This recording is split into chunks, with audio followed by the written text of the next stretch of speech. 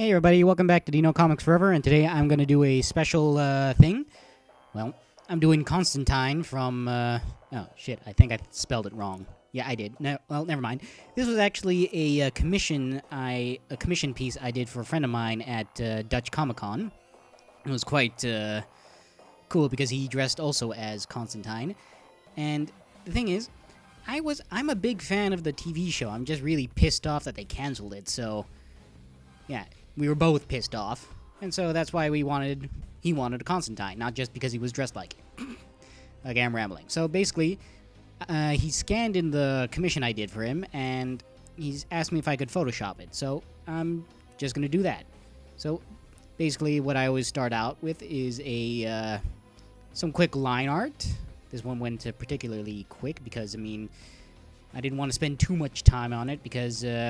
well, a lot of the details was in the pencil drawing, so I wanted to kind of do a mix of the two. So once I got the line art done, I went on to a couple of quick shading, and also this was a bit of an experiment on different kinds of... different ways to shade it in as well. And okay, I think I kind of went a bit too gung-ho on the hair, because as you see, I did a couple extra locks, and then I decided just to delete them all, or erase them. Now here's where I get into my normal cross-hatching. And I have to say, the extra pencil texture from the first layer, the initial pencil drawing, really gives it a nice raw feeling. And the etching I'm doing now on the ink layer also kind of gives it another nice little bit of extra to it. I mean, it's these happy accidents which happen a lot, you know, when you go back to the original and you just go for it. Okay, and now I'm doing what I normally do with heavy dark tones, but I decided to do something a bit different. I used my rounded square... No, I used a normal square brush. I lowered the opacity. I turned on the transfer.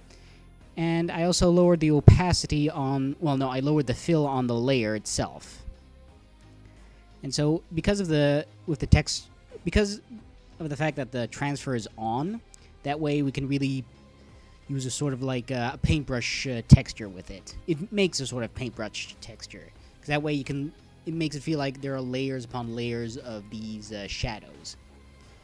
And thanks to the pencil lines on the initial drawing, it's easy to kind of map out where the shadows are going to be. And as we know, the light source should actually come from his ball of fire, which he's using to light a cigarette. And as I was saying before, me and my friend were pissed off that they canceled the Constantine series because it only had the one season, and I really liked it. I mean, it goes to show that DC likes to go dark when Marvel tends to go a bit bright and happy. But I am pleased as punch to know that Warner Brothers is still continuing Constantine with City of Demons. What I am pissed off about is that each episode is only 5 minutes. So, you know, just take it with a grain of salt. But it's a good series, and I have to admit, I think Constantine is better as animation rather than live action. And hell, they use the same actor for the voice as well. So thank God for that. Okay, we're nearly done with the shadow, because as you know, the main source is the fireball, so the hand actually has to have the bulk of the shadow. And of course, we copy the layer, lower the opacity, and give it a blur texture, or a blur filter.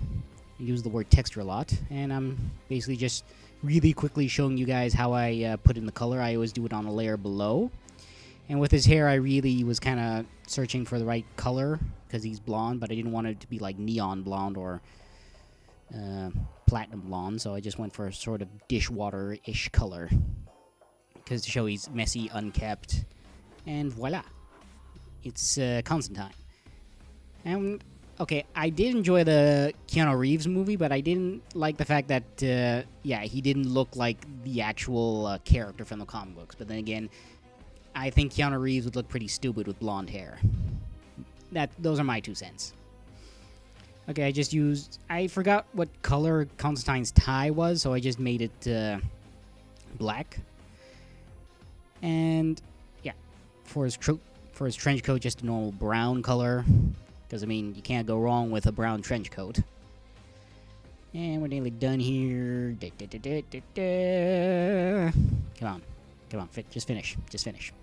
Nearly done. Nearly done. Nearly. And we're done. Okay, now we get to the highlights, because we already did the shadows. Oh, no, wait, no, I'm so stupid. No, we're doing the fire. Of course, the search for the perfect brush. I used a paintbrush, texture-ish brush for this.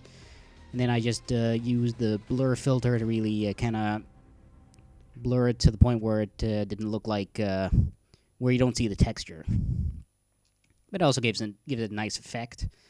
Then I copied it again, put it into screen, and blurred it again. And now I'm doing the highlights to show off the warmth of the fire. I just use a yellow color on a screen layer with a very faded out brush. And of course we use my trusty yellow parchment texture. Put that over it. Copied it a few times on overlay.